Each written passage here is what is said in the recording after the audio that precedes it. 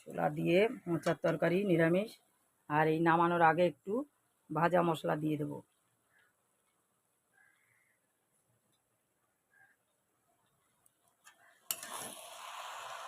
ছোলা দিয়েছি বেশি করে, আলু আর ছোলা, আর আদা একটু ঘষে দিয়েছি টমেটো দিয়ে। আর এই যে মোচা আজকে করলাম, নামানোর আগে আমি একটু ভাজা মশলা দিলাম, একটু ঘি দেবো আর একটু গরম মশলার গুঁড়ো দেবো। হরে কৃষ্ণ, রাধে রাধে।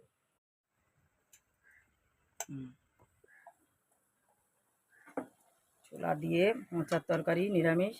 আর এই নামানোর আগে একটু ভাজা মশলা দিয়ে দেবো।